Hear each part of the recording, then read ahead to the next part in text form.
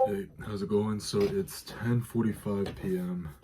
17th of June 2024.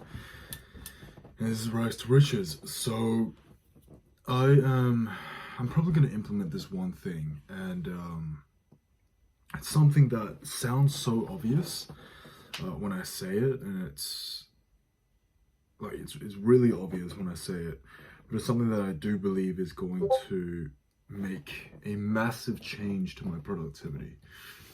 And that's that I'm going to start sequencing out and planning out my mini goals.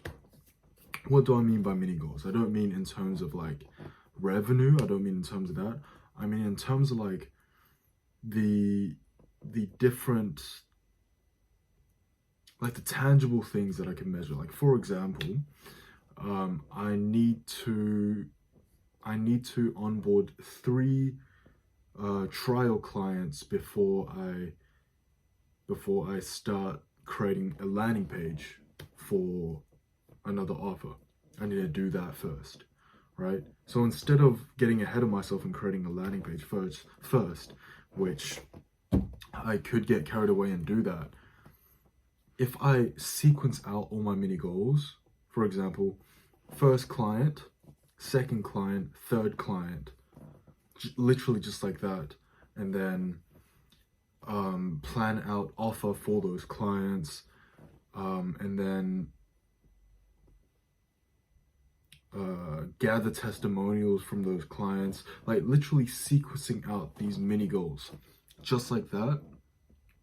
That will make progress so much more seamless. Instead of trying to kind of just wing every single day, I'll have like a grand plan, if that makes sense. And all these mini goals are basically steps towards the larger grand goal. Does that make sense? I'm not sure if that even made sense, but hopefully that made sense, right? So I haven't really been implementing this. This is something that, again, it sounds so simple, it sounds so basic, but it's just like, no one really does it. Like, especially in the entrepreneur scene, everybody says that you need to plan your goals, you need to plan ahead, you need to like work on your sequencing, you need to plan your days. All that is great. Planning your days is great, but also at the same time you need a larger plan. Okay, let me try and explain it this way, because I feel like I'm explaining it poorly. Let me try and explain it this way. So you've got the micro plan, which is the daily plan, what you do during the day. You wake up, you have your coffee, you meditate, you brainstorm, whatever, right? That's the micro plan. And then you have the medium size plan, right? Where you have the sequencing for the mini goals, right? Instead of the daily tasks, instead of the daily checklist, it's the checklist that doesn't really have like a time frame to it. Obviously there's deadlines, but it's like a checklist on these mini goals that you need to check off, right? And then there's the quantum plan, or the major plan, or the grand plan, which is larger goals that you would hit, right? For example, reaching 3 paying clients at $2,000 per client, right? That would be like a grand plan. That would be like a quantum plan.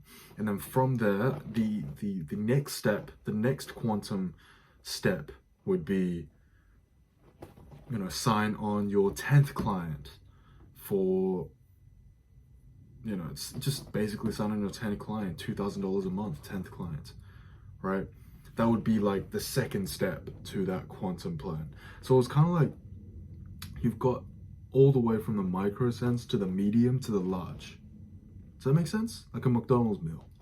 It's weird. It's hard to explain because it is just something that I've brainstormed literally just then before I turned the camera on.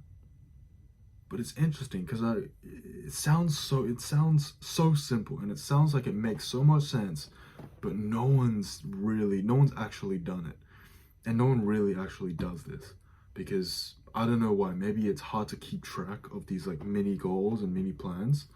But I guess like I gotta find a way in order to keep track of these mini goals, because in all honesty, this is what's gonna keep me sane, right? Entrepreneurship is so you get lost so easily.